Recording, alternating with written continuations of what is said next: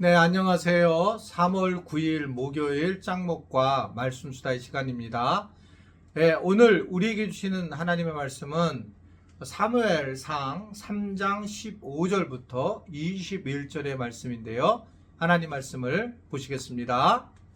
사무엘이 아침까지 누웠다가 여호와의 집에 문을 열었으나 그 이상을 엘리에게 알게 하기를 두려워하더니 엘리가 사무엘을 불러 이르되 내 아들 사무엘아 하니 그가 대답하되 내가 여기 있나이다 하니 그가 이르되 내게 무엇을 말씀하셨느냐 청하노니 내게 숨기지 말라 내게 말씀하신 모든 것을 하나라도 숨기면 하나님이 내게 벌을 내리시고 또 내리시기를 원하노라 하는지라.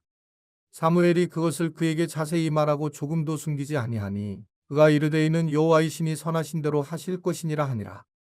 사무엘이 자라매 여호와께서 그와 함께 계셔서 그의 말이 하나도 땅에 떨어지지 않게 하시니 단에서부터 브엘세바까지의 온 이스라엘이 사무엘은 여호와의 선지자로 세우심을 입은 줄을 알았더라.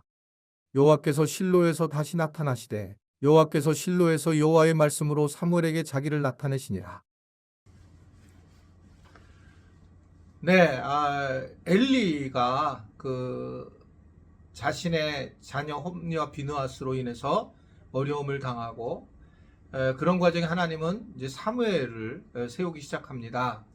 어린 사무엘이 하나님의 음성을 듣게 됐고 이 하나님의 음성을 어떻게 들어야 할지를 알려주었던 엘리 제사장이 분명히 이 사무엘이 하나님의 음성을 들었을 거라고 생각을 하고 오늘 그를 불러서 하나님께서 하신 말씀이 무엇인지를 물어보게 됩니다. 이 사무엘은 사실은 이야기하지 않으려고 했죠. 왜냐하면 결국 자기가 드러나고 엘리는 망하게 된다는 사실을 알게 되었기 때문에 이야기를 하지 않으려고 했는데 엘리 제사장이 괜찮다고 하라고 그렇지 않으면 네가 심각한 문제가 될 거라고 하는 것을 얘기하면서 그에게 하나님의 음성을 듣기를 원합니다. 어떻게 보면 엘리 제사장이 굉장히 그 어려움을 겪으면서 믿음의 큰 성장을 하게 되는 걸 볼 수가 있습니다. 자기 포기를 하게 된 거죠. 사실은 실질적으로 문제가 심각하게 되는 걸 알고 그리고 그걸 인정하고 결국은 그것을 인정한 상태에서 하나님의 음성을 들었을 때 그는 그것을 그대로 잘 받아들이는 모습을 보이게 되는 것이에요. 즉, 말했을 때, 그랬을 때에 결국은 그걸 받아들이면서 그는 어떻게 보면 마지막 이 엘리 제사장으로서의 삶을 잘 마감하는 과정이 됐지만 나중에 또 문제가 되지만 어떻든 사무엘과의 관계 속에서는 그런 모습으로 나타나게 되는 것을 볼 수가 있습니다. 엘리는 그래서 결국 자기의 문제를 알고 내려놓으면서 그 이제 두려움에 부딪히는 문제를 해결했다라고 하는 것을 생각하고 있어요. 우리가 이제 살면서 여러 가지 우리가 잘못할 수 있잖아요. 문제가 될 수가 있고 그리고 내 실수로 인해서 어떤 일이 벌어질 수 있을 때에 우리가 그것을 인정하는 게 굉장히 중요하고 그 인정하는 걸 바탕으로 내가 다시 한번 하나님이 나에게서 뭘 말씀하시는가를 생각하는 것이 우리한테 매우 중요한 일이라고 생각을 하게 됩니다.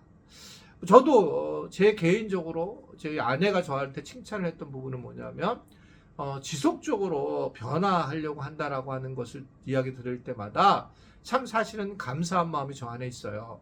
왜냐하면 실질적으로 제게 어려운 일이 왔을 때에 이 어려운 문제를 어렵다라고 하는 것으로 던진 게 아니고 나에게 하나님이 주시는 말씀 보고 내가 정말 잘못한 게 뭔가라고 인정하는 겁니다. 실제로 내가 잘못한 것이 있음에도 불구하고 나는 잘못하지 않았다라고 생각을 하면서 인생을 속상하게 생각하는 경우가 굉장히 많은데 이제 어느 순간에 하나님께서 내게 그걸 알려주신 거죠. 나를 만지시려고 할 때에 또 내가 잘못한 것을 바꾸기를 원하셨을 때에 이 부분을 정확하게 진솔하게 이야기하는 것이 중요하다라는 것을 얘기합니다. 엘리도 굉장히 진솔하게 사실을 얘기해달라는 거예요. 솔직하게 얘기해달라는 겁니다. 저는 그래서 그 뒤에 엘리처럼 적어도 솔직한 목회를 늘 꿈꿨어요. 솔직한 목회를 해야 되겠다라고 생각을 하게 되었습니다. 이런 것들이 중간에 오해도 있을 수 있었지만 그냥 솔직하게 하는 것이 맞다라고 생각을 한 거였죠. 그래서 목회를 그렇게 쭉 진행해 왔다가 저도 또 미래에 대해서도 저는 사실 걱정을 좀 많이 했죠. 그러면서 그런데 이것 또한 솔직히 이야기하는 게 좋겠다라고 해서 저의 미래에 대한 뭐 앞으로 은퇴 이후에 대해서도 우리 장로님들이나 우리 당회를 통해서 또 솔직하게 얘기를 하게 됐고, 그러면서 이제 솔직함의 바탕으로 해서 이제 미래가 조금 어느 정도 됐다, 이게 준비가 됐다라는 것이 참 감사하고, 다시 한번 또 이 말씀 수다를 통해서 우리 교인들과 우리 장로님들에게 감사의 마음을 전합니다. 어떻든 간에 이 솔직함이 저는 되게 중요하다고 생각해요. 나중에 그러면서 목회 끝나고 난 다음에 내가 한 게 얼만데 내가 뭘 나한테 어떻게 이뤄줄 수 있어, 이런 것보다 솔직하게 얘기하면서 해결하는 것이 참 중요한 일구나라는 걸 다시 한번 느끼게 되고, 우리가 다른 사람 관계 속에서도 좀 더 솔직하게 그런 진행을 하게 되면 훨씬 더 관계가 좋아질 거라고 생각하게 돼요. 제일 어려울 때가 언제냐면 누군가가 내 이야기를 했다라고 하는 것을 들을 때입니다. 그래서 한번 제가 한두 번 얘기했고, 그때 정말 가서 물어보는 거예요. 나한테 이렇게 얘기를 했는가? 그거에 대해서 내가 볼 때 물어보지 않게 되면 그분과 멀어지게 돼요. 멀어지게 되면서 나도 딴 사람이 그 사람을 욕을 하는 겁니다. 실제로 확인이 하나도 안 된 사건을. 그래서 우리가 말하는 걸 조심해야 되는 건 분명하고, 그런데 이게 정말 그렇게 말했는지에 대한 것들은 확인을 해도 저는 괜찮다고 생각합니다. 이게 뭐 전교인이 아니라 실질적으로 이제 그런 말을 하는 사람 몇 명 안 되겠죠.